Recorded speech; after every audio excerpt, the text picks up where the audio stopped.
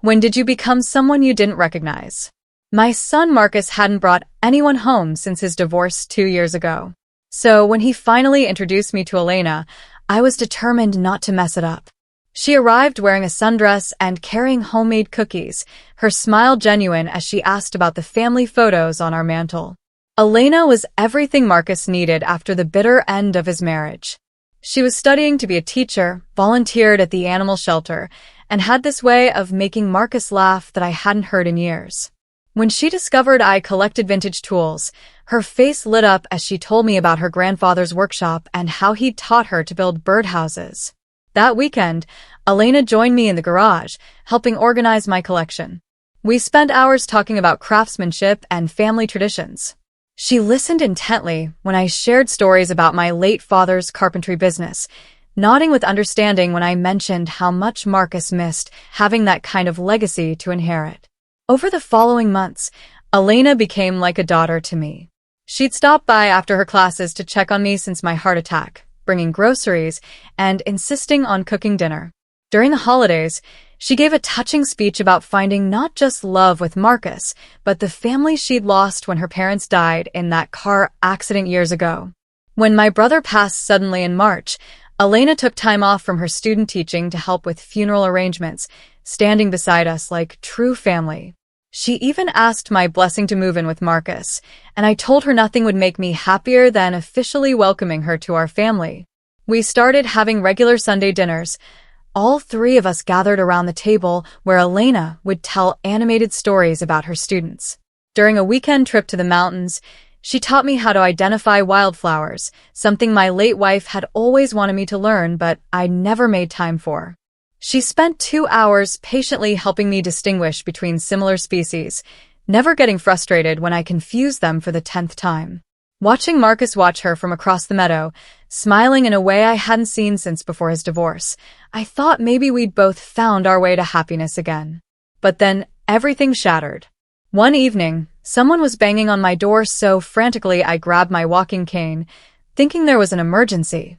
When I opened it, Marcus stood there disheveled, his shirt torn, a deep scratch across his cheek, and his lips split and bleeding. He collapsed into my living room, shaking as he told me Elena had been hurting him for weeks. It started with thrown objects and slaps during arguments, escalating to punches where clothing would hide the marks. She'd convinced him he was pathetic for letting a woman half his size intimidate him, that no one would believe him if he told, that I'd be disappointed in him for not being man enough to handle his relationship. Tonight, she'd attacked him with car keys when he'd tried to leave after she accused him of flirting with a waitress. He'd finally fought back just enough to get away. The woman I'd welcomed as a daughter had been destroying my son while I celebrated how happy she made him. I thought about all the signs I'd missed, the long sleeves in summer, his increasing isolation from friends, the way he'd gone quiet during our dinners while Elena dominated conversations, how he'd stopped talking about his job promotion and started making excuses about why he couldn't achieve more. That strange moment at Easter when he'd knocked over his water glass and gone pale with panic before Elena smiled sweetly and said accidents happen. How he'd stopped wearing his favorite shirts and started covering bruises I'd assumed were from his construction work. My son had been crying for help in silence while I thanked Elena for bringing him joy. I held Marcus while he fell asleep on my couch, his body still tense, even unconscious. When he woke hours later, disoriented and fearful until he recognized my living room, I looked at his battered face and felt something cold settle in my chest. "I'm going to handle this," I told him, my voice coming from somewhere unfamiliar. "You'll never have to worry about Elena again." The next morning brought Marcus's gentle shake on my shoulder. 3 hours had passed like nothing. "Dad," his voice was careful, uncertain. "Did you go see her?" I looked at his bruised face, darker in the morning light. He knew. Of course he knew. "She's moving away," I said simply. He sank into the kitchen chair, wincing as his ribs protested. "What did you do?" "What needed doing?" We sat in heavy silence before Marcus started crying again. Not from pain or fear this time, but from shame. "I should have been stronger," he whispered. "Should have left months ago." I reached across and gripped his shoulder. "None of this is your fault." 2 hours later, I was helping Marcus into my truck. Every movement caused him pain. The way he held his breath getting in, how he pressed his hand against his side. The hospital wasn't far, but every pothole made him flinch. "We need everything documented," I said, though the words felt bitter. "Document it so Elena could hire a lawyer and claim he was lying?" The emergency room was busy for Wednesday afternoon. Dr. Patricia Williams took us back immediately when she saw Marcus's condition. She was thorough but gentle, cataloging every injury: split lip requiring stitches, possible cracked ribs, finger-shaped bruises on his throat, older marks on his back in various stages of healing. "The state will press charges regardless of your wishes," Dr. Williams explained while taking photographs. "With injuries this severe, it's mandatory." Marcus nodded numbly while I paced the corridor, hands clenching and unclenching. Every photo was evidence of my failure to protect him. At noon, Detective Robertson arrived, mid-40s with a calm demeanor that immediately put me at ease. He interviewed Marcus alone while I wore down the hospital's tile floor with my pacing. Through the window, I could see Marcus struggling through his account, Detective Chen offering tissues and waiting patiently. 2 hours passed before they emerged, both looking drained. "Mr. Harrison," Detective Chen said, "we're going to arrest Elena for assault and battery. She's looking at serious charges." "If you can find her," I replied. His expression hardened. "People like Elena think they're untouchable. We'll find her." When we returned home that afternoon, I wasn't taking chances. I installed new locks while Marcus rested, his friend David bringing soup and staying for company while I checked windows and sight lines from the street. "Has she tried to contact you?" David asked quietly. "Her number's blocked." Marcus glanced at me. "She won't come here." We were both wrong. The next day, Elena showed up at Marcus's construction site. Security footage showed her arguing with supervisors, demanding to see him, claiming she was still his emergency contact. She caused such a disturbance that site security had to escort her out. Marcus's foreman sent him home for everyone's safety. "She's taking everything," Marcus said when he arrived. "My job, my peace of mind, everything." "It's temporary," I assured him, though we both knew some things couldn't be recovered. 3 days later, Detective Chen called with frustrating news. Elena had vanished. Apartment empty, phone disconnected, car nowhere to be found. "Do you have somewhere else to stay?" he asked. "Family out of state." "We're not running," Marcus said firmly. But I could see the fear in his eyes. Elena knew our routines, our habits, where we shopped. She'd spent months studying us while pretending to love us. That evening, I found all 4 tires on my truck slashed. Deep, angry cuts that had deflated them completely. A note under the wiper in Elena's handwriting: "You ruined everything." David came to help change them, bringing his full kit from the garage. As we worked, he mentioned quietly, "I've got something you can borrow if things get worse." "Not yet," I said, though we both knew that was changing. That night, Marcus woke screaming at 3 a.m. I found him barricaded in the bathroom, convinced Elena was in the house. He pushed the hamper against the door and was crouched in the corner, shaking. "She's here," he kept saying. I heard her voice. It took an hour to calm him enough to come out. We searched every room together, every closet, under every bed. The house was empty, but the fear remained. "Would you really have hurt her?" he asked as dawn broke. "That night at her apartment?" I didn't answer. We both knew. The 5th day brought a phone call from Elena, her voice slurred but venomous. "This is your fault," she ranted. "You turned him against me. We were perfect together. You destroyed everything." "Try something," I replied, my voice steady. "See what happens." "Oh, I will.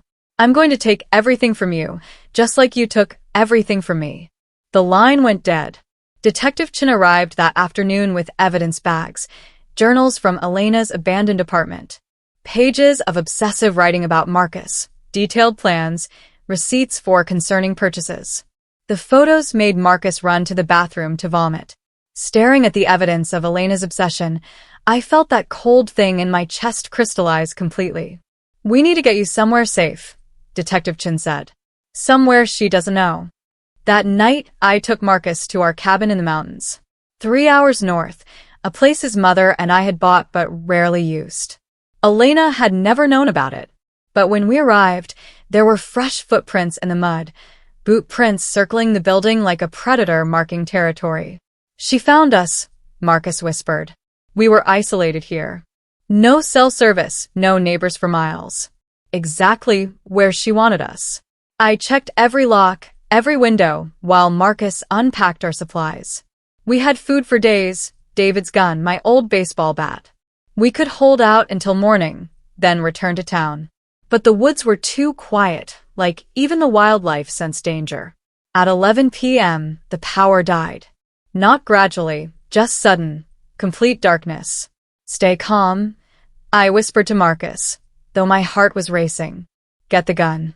Footsteps on the deck. Slow, deliberate. She wanted us to know she was there. "Marcus." Elena's voice came from outside, switching between pleading and threatening. "I love you. I can't live without you. Your father poisoned you against me, but I forgive you, even after you made me hurt you." "You're sick," Marcus called out, his voice stronger than expected. Elena laughed, high and unhinged. "You made me like this. You and your pathetic family. I tried to fix you, but you wouldn't let me." The window exploded inward.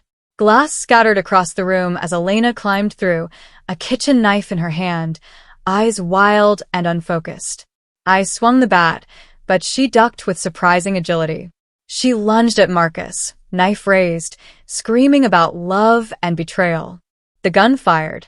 The sound was deafening in the small space, making my ears ring. Elena staggered but didn't fall, taking another step toward Marcus. I brought the bat down across her shoulders with everything I had. I heard bones crack. She dropped to her knees, then forward onto the cabin floor. Her breathing was labored, wet. Marcus stood frozen, gun still raised, staring at what we'd done. I checked her pulse. Weak, but present. She was dying, but not dead yet. We had minutes to decide. I reached for my phone to call 911, but Marcus's hand stopped me. "Wait," he said, his voice perfectly steady. He looked down at Elena bleeding on our floor, remembering every bruise, every threat, every moment of terror she'd given him. "What would Mom do?" he asked. We both knew. She would have protected her son, at any cost. We stood there for 5 long minutes, watching Elena's breathing shallow. Her eyes found Marcus one last time, confused and angry even at the end. Then they went empty. Only then did I call 911. "There's been a break-in," I said calmly. "The intruder attacked us. We defended ourselves. We need police and an ambulance, though it's too late for the intruder." The investigation concluded quickly. Clear self-defense. Elena's history of violence, the break-in, the weapon, everything supported our story. "You can move on now," Detective Chin told us. But moving on wasn't simple. Trauma changes you at the cellular level, rewrites who you are fundamentally.